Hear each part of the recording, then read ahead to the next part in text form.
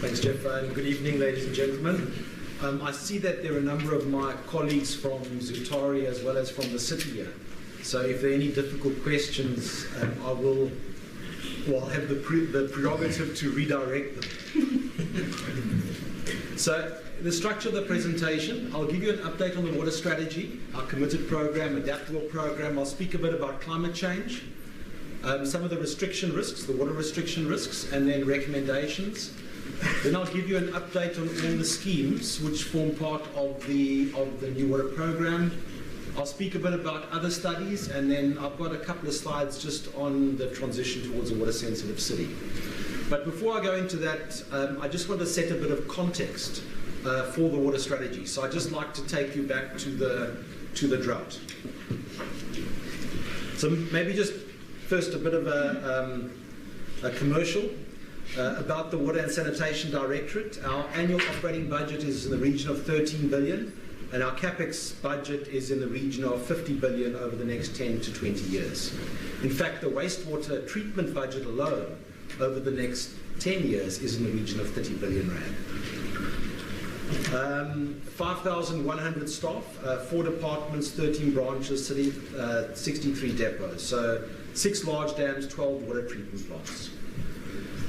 We supply around about 4 million people and 631,000 connections. Where does the City of Cape Town get its water from? It gets its water from a system known as the Western Cape Water Supply System. 73% of our water comes from the National Department of Water and Sanitation, and 27% from our own sources. The biggest dam is Theobotiskloof. It's a 2 MAR dam, so that means 2 times mean annual runoff. So it takes 2 years to fill. We normally only use 50% of the capacity of Theobotiskloof, and the bottom 50% is there to carry us through periods of drought. When we had the drought in 2015 to 17, Theobotiskloof dropped to about 10%. So you can see we really make use of that drought storage. In the bottom left-hand corner is quite a disturbing indicator. 98% of our water comes from surface water schemes and only 2% from groundwater. So that actually makes us very vulnerable should we experience another drought. So day zero was a very real possibility. The mayor announced day zero, I think it was in April 2018 it was. It could have happened if both urban and agricultural water users didn't meet their restriction targets, if we had high evaporation, and if we had late winter rainfall. So it was a possibility.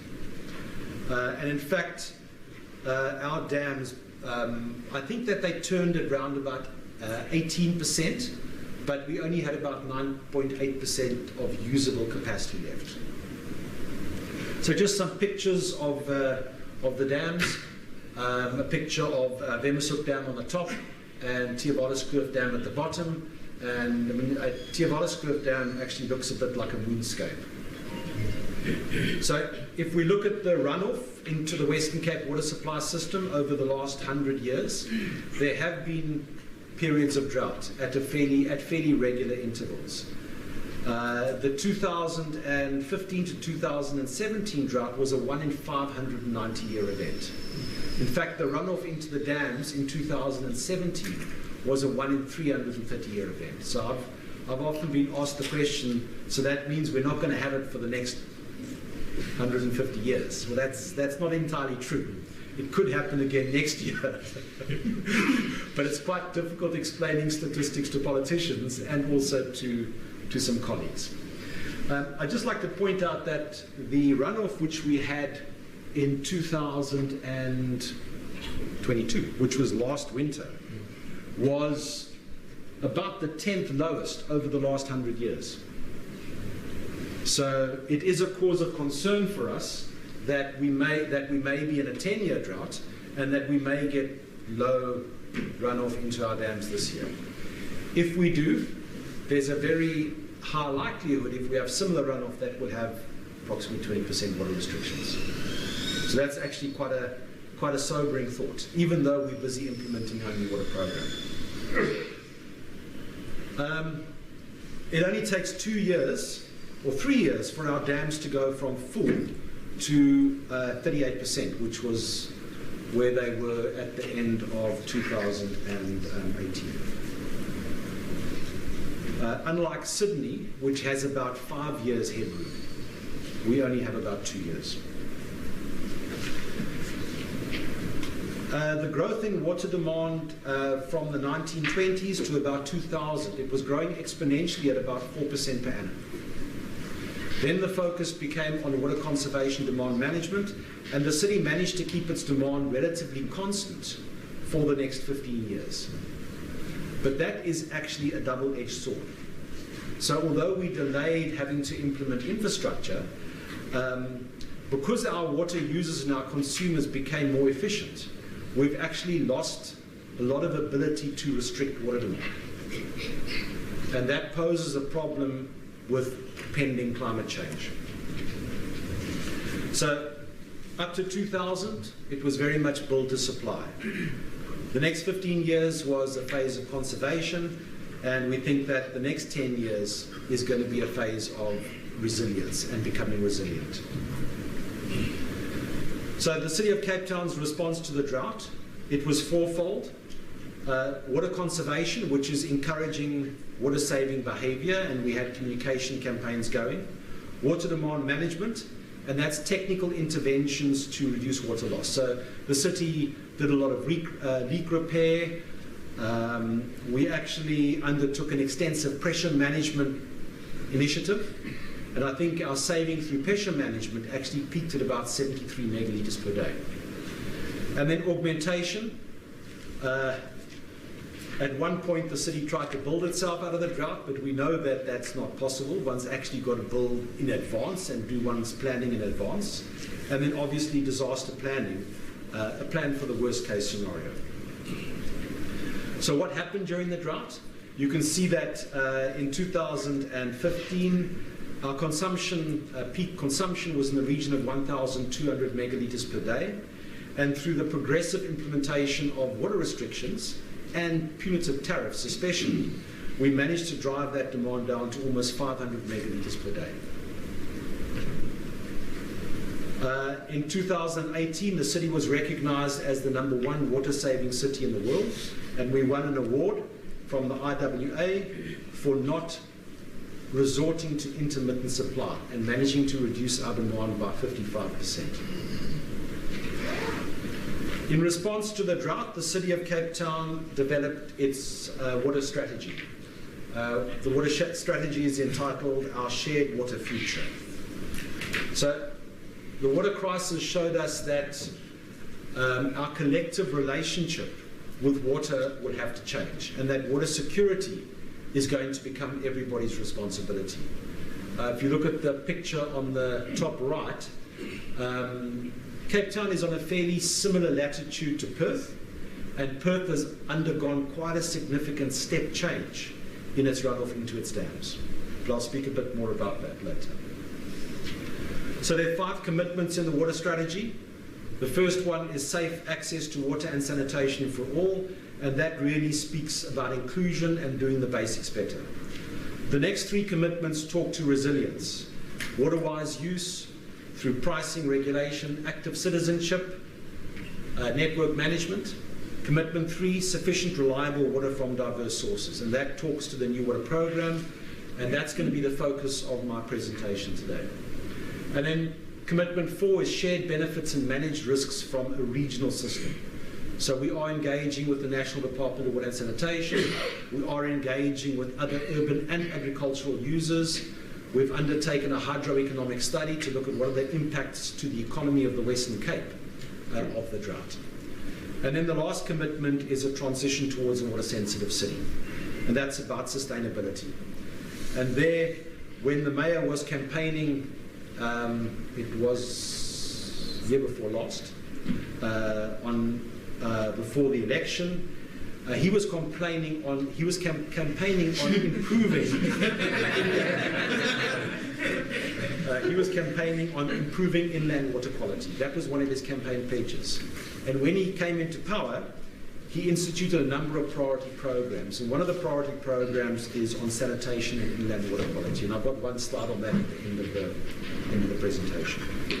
So you can see currently 2% of our water comes from groundwater. In 2040, we want to make that 25%.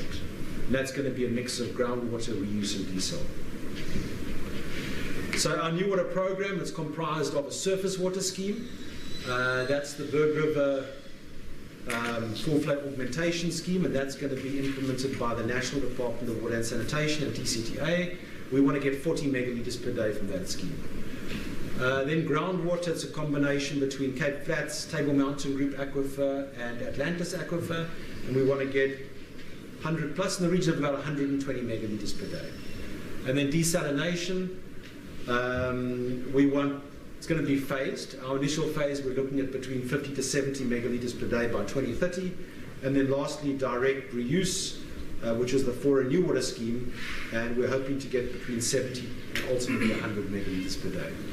And if you'll indulge me, at the end of the presentation, I do have a video on the Fora New Water Scheme, if there's time. This was the figure in our water strategy. You can see the black line shows the actual demand.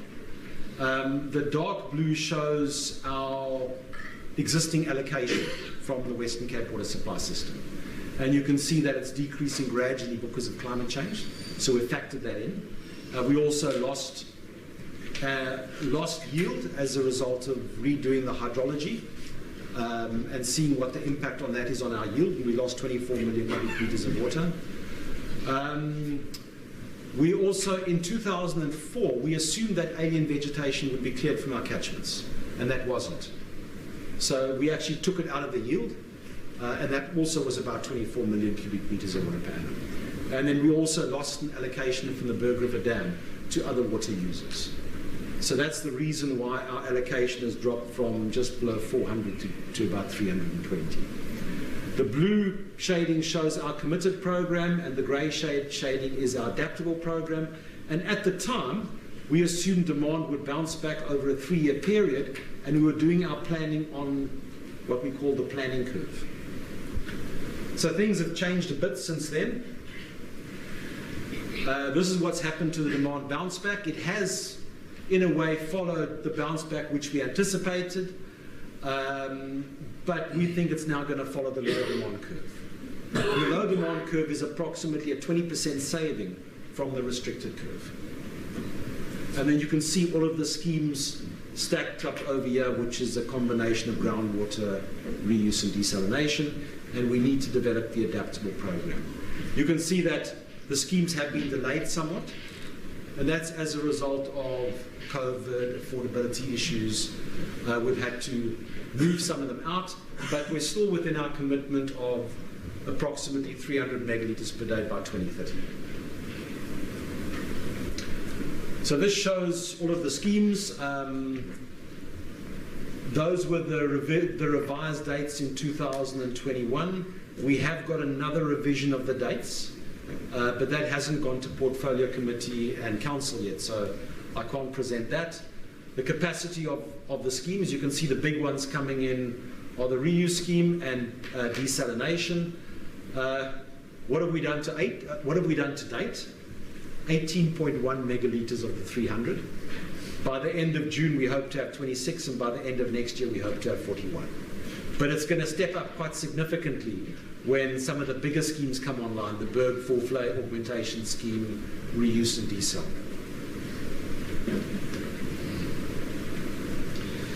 This slide just shows where all of the schemes are. I won't go into great detail, but just to say that there's very limited scope for surface water development left for the City of Cape Town. There are a couple of schemes, Mitchell's Plain, diversion, possibly raising Steenbras, Lower Dam. But these schemes have got potentially high environmental impacts and also fairly expensive. So the focus for us going forward has to be on reuse and desalination. we calculated an indicative URV for all the schemes. So URV is an indicator which the National Department of Water and Sanitation use. It's the net present value of the scheme divided by the net present value of the water supplied from the scheme. So it basically equates schemes of different sizes. And that gives you an indicator of how expensive schemes are comparatively. And just interesting to note that the surface water schemes over here are still relatively cheaper. The next schemes are the reuse schemes. We anticipate will be almost double the URV of surface water. Groundwater schemes, it varies somewhat. I mean, if you look at Cape Flats Aquifer, TMG approximately the same as reuse for a new water scheme. Cape Flats Aquifer, various components differ. The reason why Cape Flats is more expensive is because it's a managed aquifer recharge scheme. So we've got to treat wastewater almost to potable standards and inject it into the aquifer. Because our license conditions say that the water we inject back into the aquifer has got to be of a better quality than the water in the aquifer at the moment. So we've got to pump water into the aquifer, then we've got to pump water out of the aquifer, then we've got to treat the water, then we've got to pump the water back into the reticulation system. So you can see that there's a lot of pumping associated with the Cape Flats aquifer. And in fact, some of the Cape Flats aquifer schemes, actually we're going to have to put reverse osmosis in because the water quality is, I think it's fairly saline, is that right, David? And high sulfides. And high, yeah. So if one looks at climate change, we engaged with UCT and they used downscale global climate models to determine future rainfall projections in 2050. We then took those synthetic rainfall projections, we converted it to runoff, and we put it in our water resource models to determine what is the impact on the yield of our dams. And we drew a probability curve. And it paints actually quite a scary picture. So by 2050, there's a 30% probability that the yield of our dams will decrease by about 23%. There's a 50% probability that they'll decrease by 12%, and only about a 5% probability that they'll increase by 4%. So that paints quite a scary picture. So what the climate change studies also told us was that droughts will become more regular, droughts will be more severe, they'll be of longer duration, in other words, there'll be less water available, but what they don't tell us is how it will happen.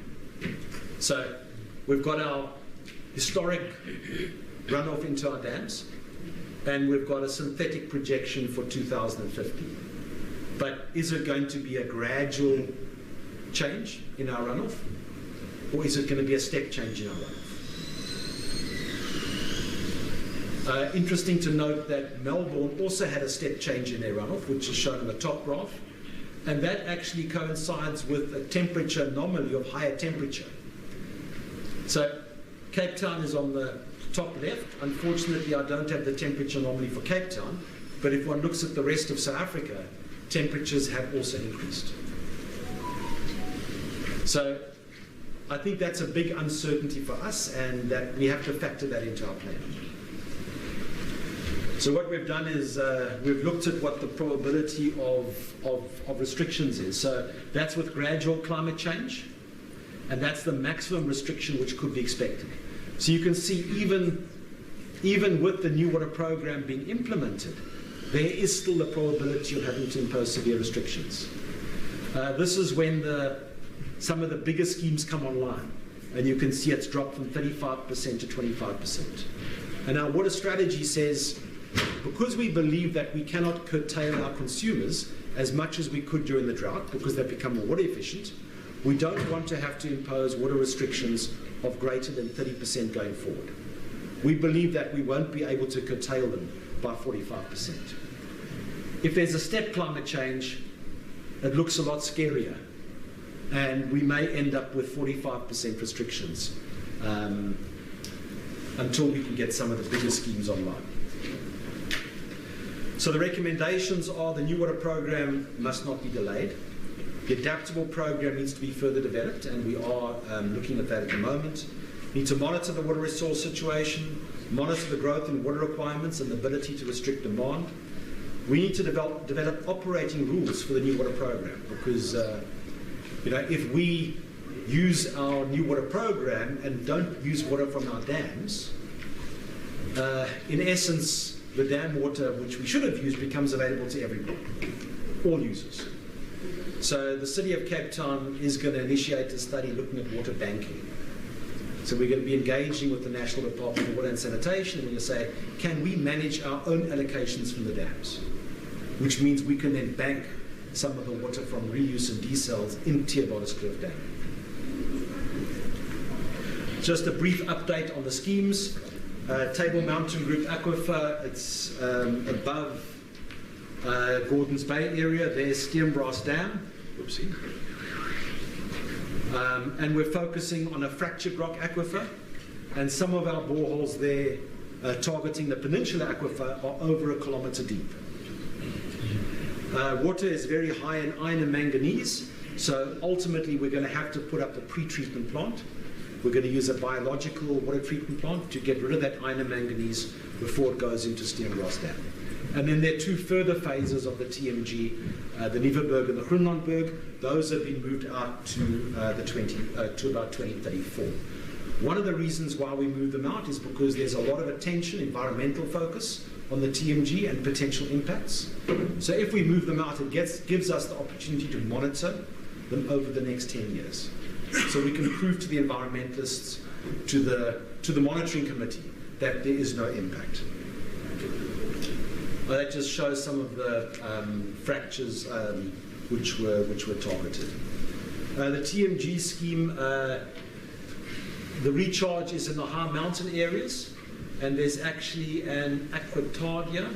So we are targeting, the peninsula targets this water, and it's the same water which comes up in the springs around the Western Cape. So it's warm water, and it can actually be artesian as well.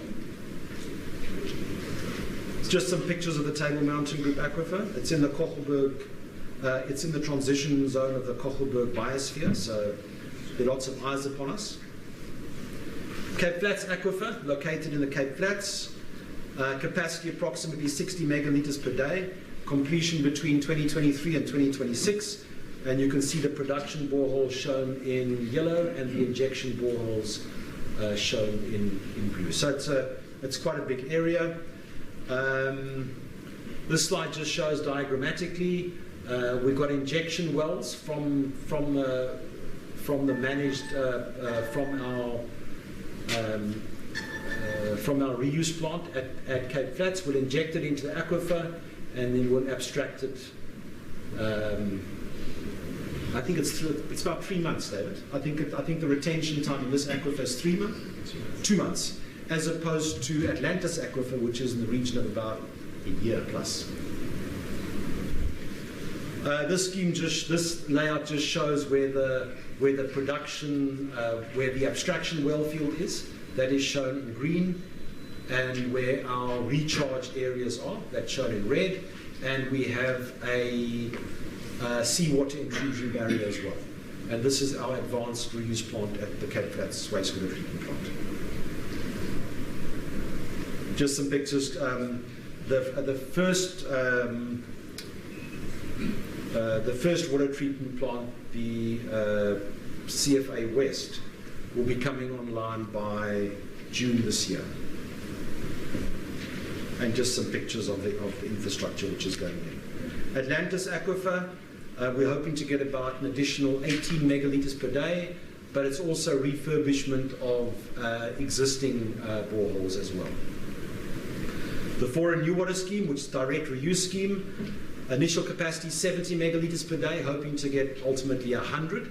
As Zandvliet is upgraded and as we get more flow into Zandvliet, we will be able to upgrade for a new water scheme to 100. Completion date, we currently have it as May 2028, but that could be brought slightly forward. And there's a validation step from June to September. That's supposed to be 2028. I won't dwell too much on this slide. There's the natural water cycle, and then the for a new water scheme. It's an engineered loop. We're going to take water from the upgraded Zandvliet wastewater treatment plant. We'll take it through to an advanced water treatment plant at Fora, and then we're going to blend the water in a ratio of about 1:4 with dam water coming from either Theobaldskloof or Steenbos. And that will be blended upstream of Fora water treatment plant, and then we'll treat it again. Important factor is we're also putting additional infrastructure in to make sure that the city has the flexibility to distribute this water as widely as possible throughout the metro. So we don't want to target any one group, and we will operate our infrastructure at times to ensure that we try and distribute this water as widely as possible.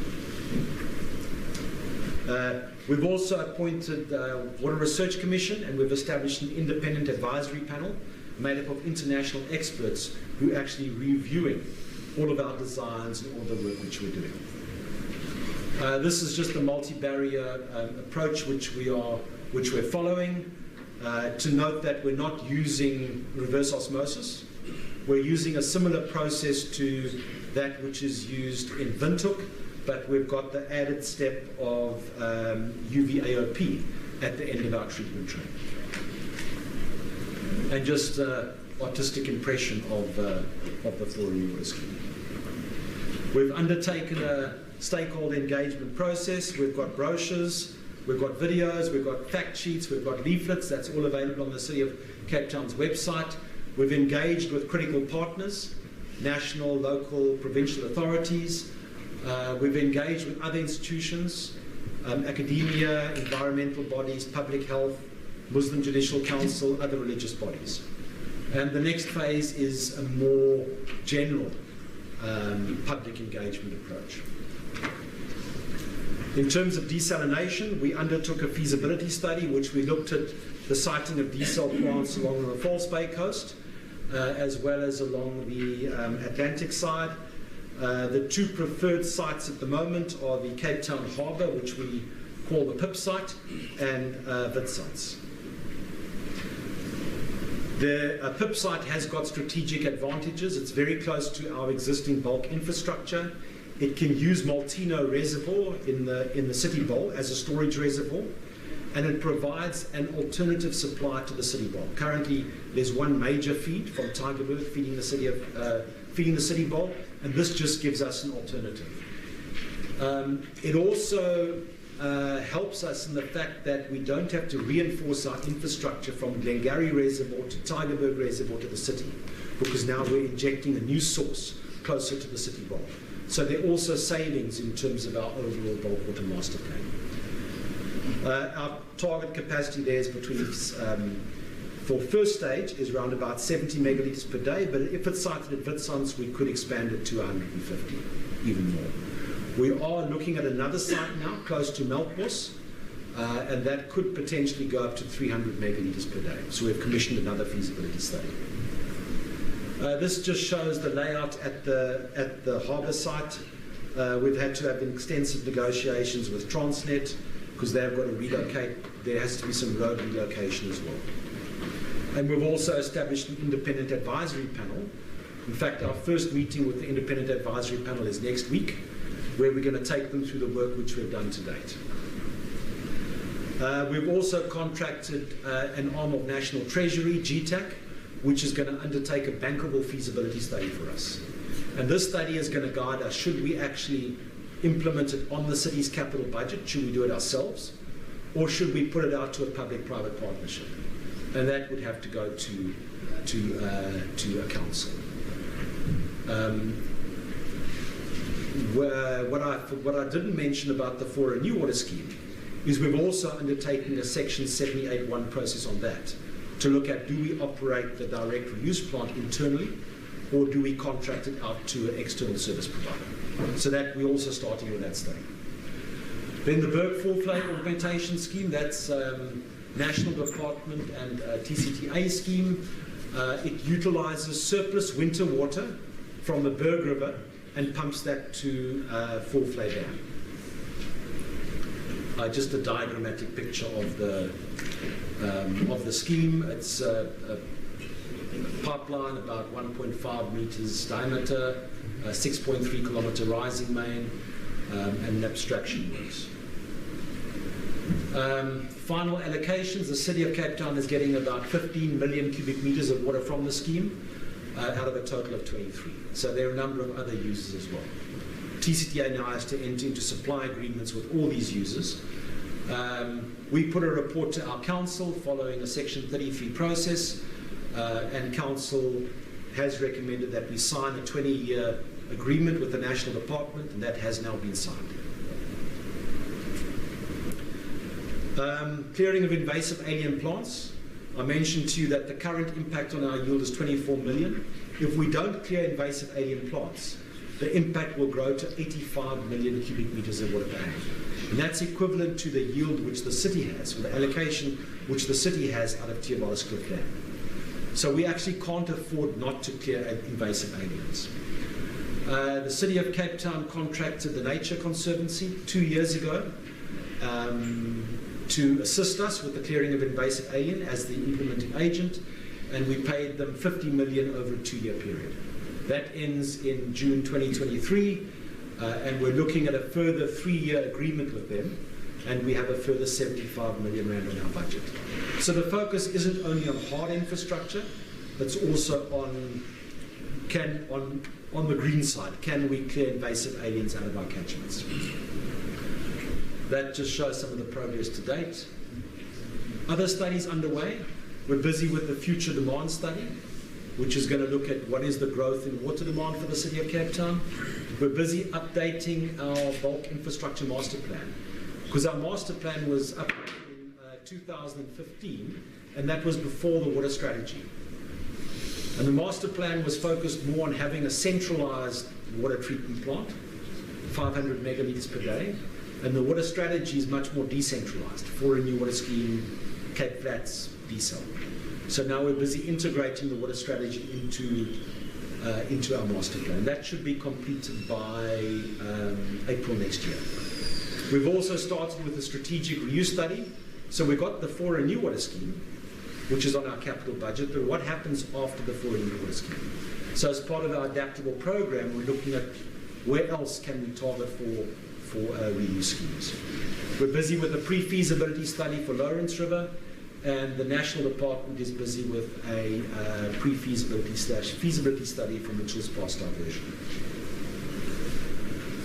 So in terms of commitment 5 of the water strategy, which is a transition towards a water-sensitive city, the commitment in the strategy is that the city will actively facilitate the transition of Cape Town over time into a water-sensitive city with diverse water sources, diversified infrastructure, and one that makes optimal use of stormwater and urban waterways for the purposes of flood control, aquifer recharge, water reuse and recreation, and that it's based on sound ecological principles.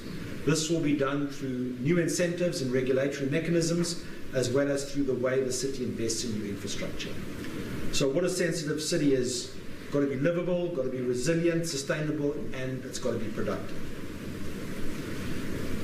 There was a benchmarking exercise undertaken for the City of Cape Town. So we benchmarked how is the city doing against other international cities. And 11 focus areas were identified.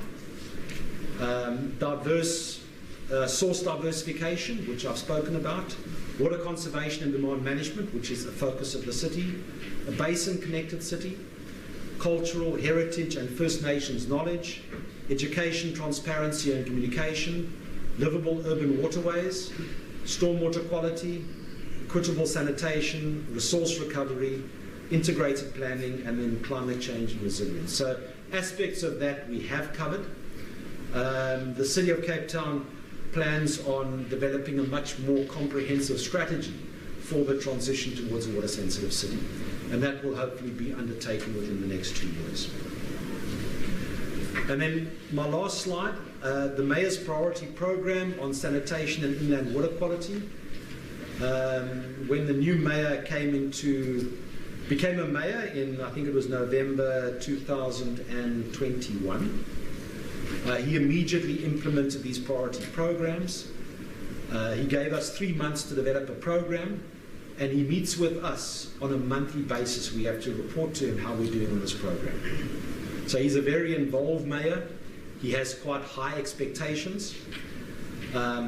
So we developed a program which has got 5 legs. The first leg is sewer network spills, which focuses on pipe replacement, preventative maintenance, and rapid response. The next one is pump station performance, which focuses on upgrade and refurbishment, repair and maintenance, and monitoring and reporting. The City of Cape Town's got 469 sewer pump stations. And can you imagine what happens during load shedding? About 85 of those pump stations have got generators, the bigger pump stations. The rest of the pump stations, we rely upon the capacity of the wet well to actually carry us through. In fact, we have a team that goes round and drains the wet well before load shedding.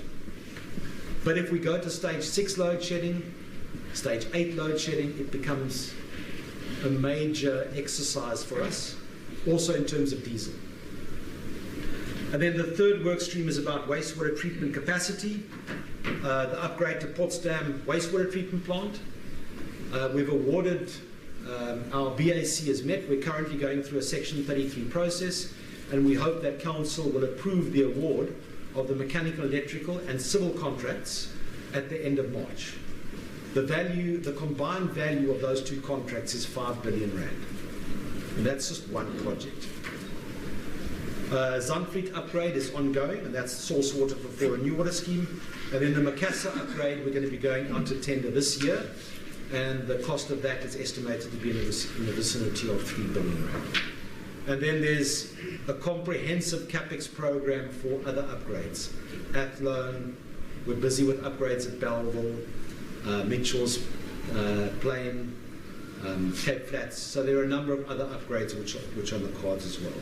And then we're also focusing on wastewater operations. In other words, what can we do from a repairs and maintenance perspective in order to increase treated effluent compliance? Then the fourth work stream is pollution of waterways, and that focuses on the flays. It also focuses on inland water quality. And then lastly, the last work stream is about communication and partnerships. So you can see all of this ties into the transition towards a water-sensitive city. So I think that's the presentation. Do I have time to play the video?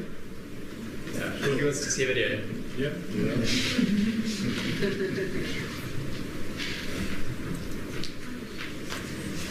I think we will take questions, so if you have some questions, you're ready to share them out. And now there's no sound.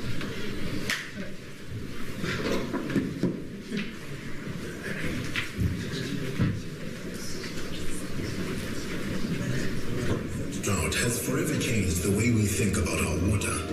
We no longer take it for granted. We understand how it touches every aspect of our lives. And like many other water-stressed cities around the world, we're once again having to adapt and innovate to secure our shared water future. We've had to do this before. Cape Town's early inhabitants relied on the streams and rivers that flowed down the mountains. Then, with the emergence of a town, we built dams and reservoirs to store water for the summer, and laid pipes to transport that water to the people. With the development of the greater city came tunnels, sophisticated treatment systems, pump stations, distribution networks, bigger dams, and inter-basin transfer schemes.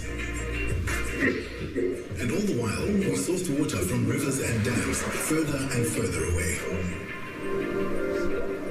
But climate scientists predict we'll experience more droughts more frequently and with greater severity than ever before. And while we've done very well over the past 30 years to save water and better manage our water use, it's become clear that we can no longer rely solely on rainfall and dams to meet our growing needs. That's why, for decades, the City of Cape Town, together with the National Department of Water and Sanitation, has undertaken numerous studies, consulted with experts, and invited public comment to prepare advanced plans for the development of alternative water sources. These plans were consolidated in Cape Town's water strategy, which prioritizes the diversification of our water sources by 2040 to include a mix of desalinated seawater, groundwater, managed recharging of aquifers, and water reuse with advanced water purification. Up until now, Cape Townians have relied on the natural water cycle for most of our water needs. Rainfall is captured in dams, treated, and piped to our homes, schools, and businesses for us to use. Once we're done with it, our water is then treated again at a wastewater treatment works before being released into our rivers and oceans, where it evaporates to form clouds that rain, and the cycle starts all over again. The same water going around and around, just as it's always done. But in the future, our water use is expected to grow as our city develops. And since we can no longer rely on when and how much it will rain, we've had to find a way of supporting the natural cycle with our own engineered water loop. Water reuse allows us to sustainably, reliably, and cost-effectively increase our water supply by reusing the water we would normally just release into the environment. We already recycle some of the treated water from wastewater treatment works for irrigation, construction, and industrial use. But the biggest demand in Cape Town is for drinking quality water. So we will need to make sure that the water is thoroughly, carefully, and repeatedly processed to remove particles, pathogens, and pollutants with proven multivariate treatment processes and advanced monitoring. To ensure the process operates correctly, each step will be validated and verified with continuous online monitoring systems and an on-site laboratory. Samples will also be regularly sent to independent laboratories to be tested against strict global drinking water standards. To develop capacity in water reuse, we have relied on lessons learned by other cities around the world, developed strategic partnerships with local and international experts, and gained the necessary technical and institutional experience from the implementation and operation of our very own demonstration scale facility for over 2 years. This has prepared us for the next bold step in our city's water journey. After 25 years of careful economic and environmental studies, research and strategic planning, the Fora New Water Scheme has been identified as the best opportunity for building a large-scale water reuse facility in Cape Town. Guided by international experts and designed in line with global best practices, the Fora New Water Scheme will bring together the latest purification technologies, sophisticated monitoring and control systems, and best practice operating and management protocols. Once complete, this scheme will transfer treated wastewater from the Zandvliet Wastewater Treatment Works and purify it at Fora to produce up to 100 million liters of clean drinking water every day. This is roughly the same amount of water that can be supplied by the Steenbras dams and is enough to meet the daily needs of more than 500,000 people. This pure water will be blended with water sourced from dams, treated again by a conventional treatment plant, and then distributed across the city. Water enables our lives and our livelihoods. To protect ourselves from drought and to secure our shared water future, we need to implement solutions such as the Fora New Water Scheme. This is how Cape Townians are joining world-leading cities in rethinking how we use and care for our water. This is how we ensure future flow.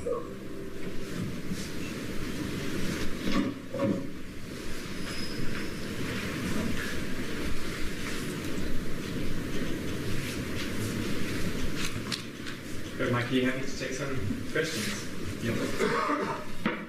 Neil? Yeah, thanks a lot. It was a great talk. Just a few things. The first thing is, I don't quite understand. You're injecting near treated, reclaimed water, not far off your new water, back into an aquifer, instead of just going the whole hog and reintroducing it back into the water supply in one go. So you kind of this extra loop for putting it back into the ground, and the groundwater, by the way, that area is often highly salinized. So you then got to retreat it as it comes out. Both very expensive. We're almost 3/4 of the way towards treating the water in potable ecological use, let alone the secondary uses that you already mentioned in terms of agriculture, construction, or the rest of it.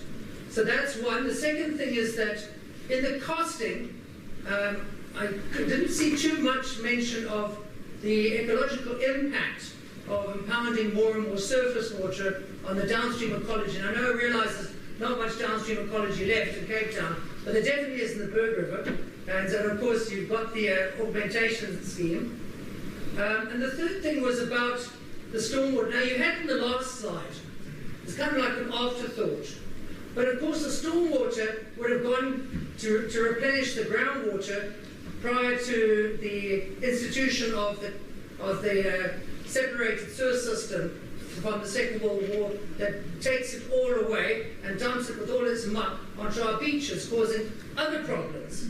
And the fourth thing is that you kind of skated around the problem of informal settlements and the fact that they are often not sewered officially, but actually, of course, a lot of the muck ends up in the streams. You can choose which ones. So, more if you want. I mean, just in terms of the informal settlements, as part of the Maize Party program, we actually initiated a study to look at all informal settlements in stormwater infrastructure. So, in riverine corridors, in detention ponds. So we've mapped all that out. But the big problem is relocation. So we actually have to find alternative accommodation for people before we can even move them. So that process is ongoing in the city. Informality is a big problem, and it is impacting on river water quality quite significantly. I mean, the Dip River is a case in point. What we're trying to do there is implement low flow diversions where we can. So we're going to be connecting stormwater systems with low flow diversion into sewer systems. But I mean, ultimately the aim would be to provide waterborne sanitation.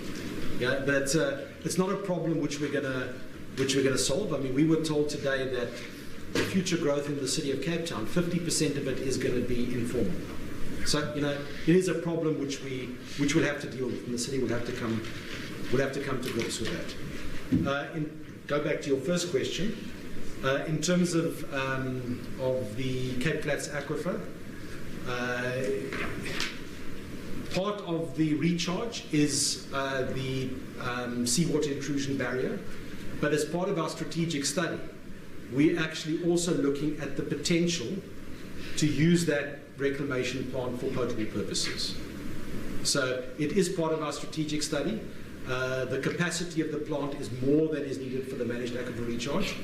So we're looking at the balance of that, and then also, if it's not fully utilized, if the level in the aquifer is high, we could potentially add another treatment train on and use it as a potable source. So that study is currently underway.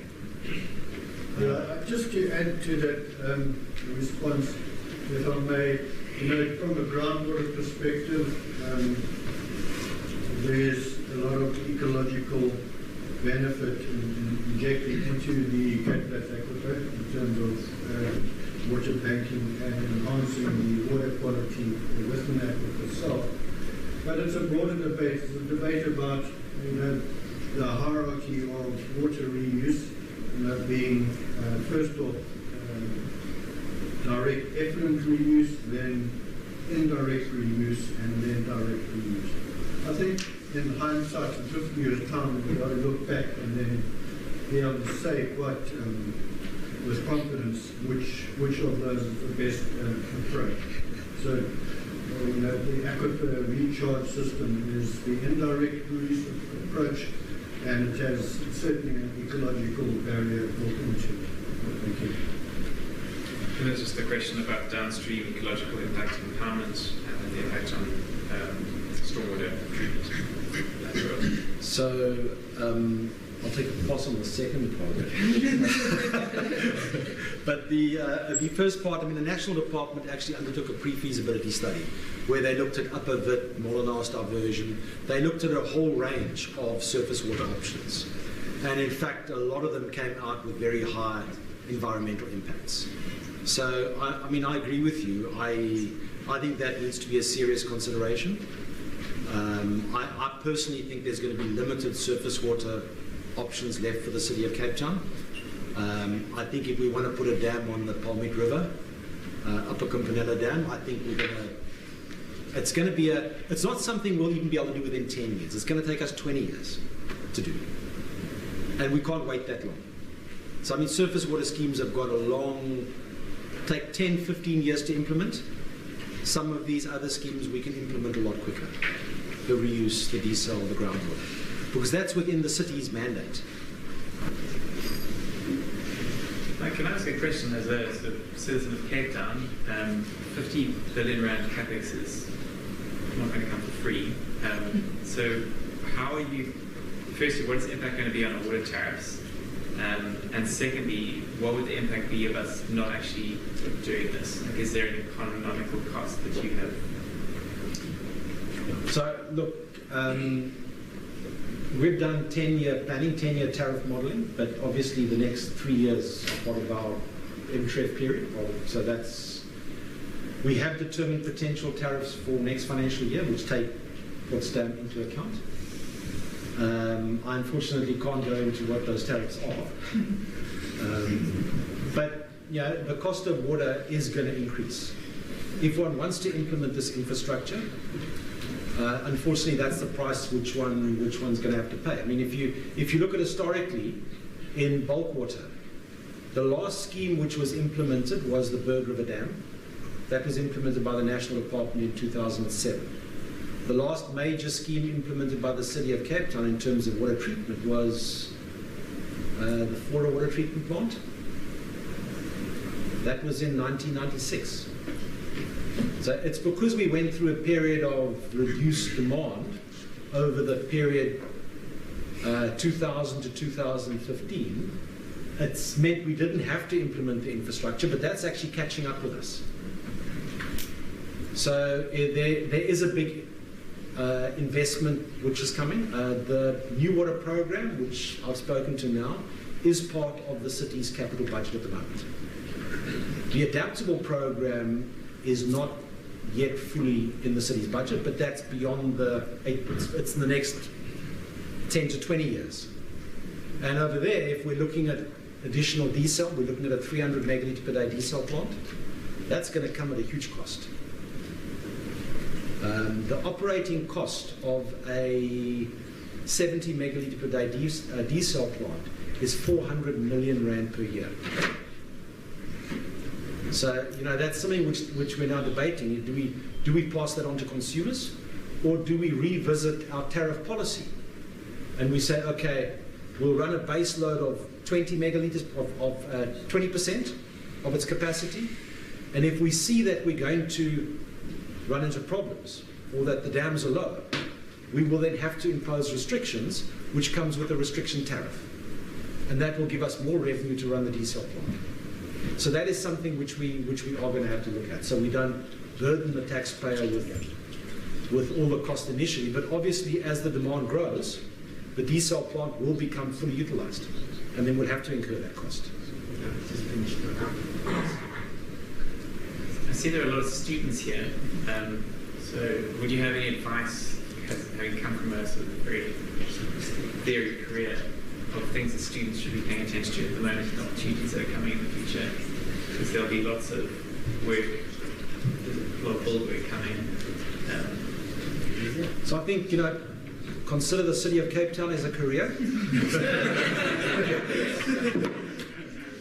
You can see that we are doing a lot of exciting work. I mean, I don't think there's any other metro in the country that has got the investment budget which we've got, both on the bulk water side as well as the wastewater treatment side. So I think the next 20 years are going to be very exciting, also for consultants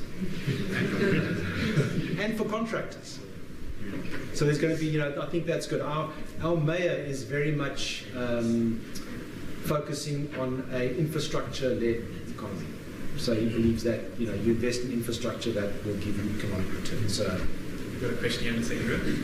I just had a question with the tariffs, with the proposed increase, especially with the incoming projects, and the possibility for, or deciding whether to put it onto most of it onto the consumers or not.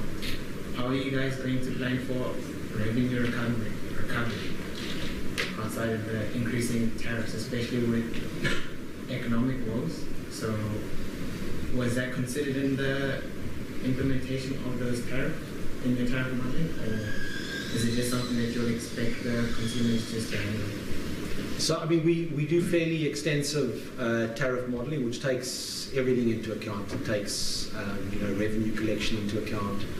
It takes the full infrastructure program into account. But unfortunately, water and sanitation is ring-fenced.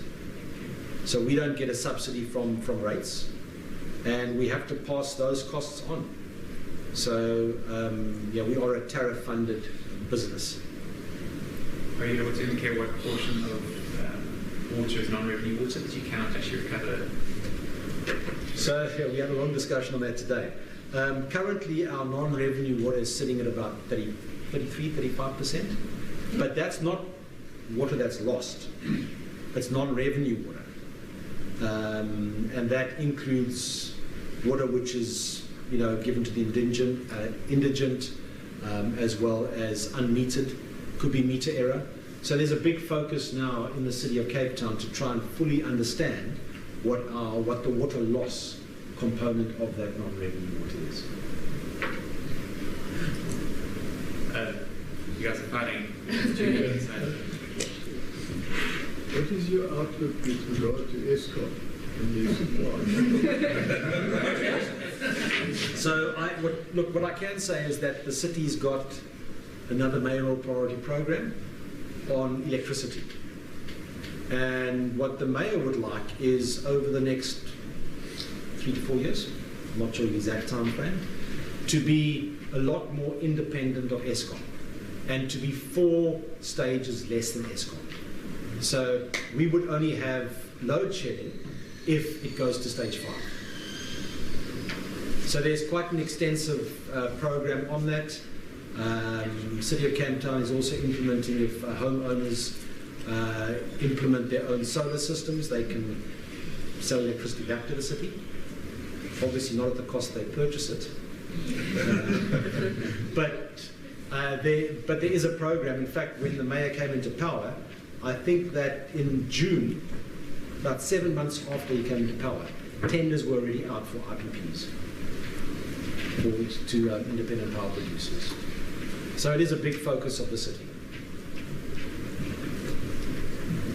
Last question. Just a question. Recently, the mayor said that we are heading towards 10 million megalopolis in generation.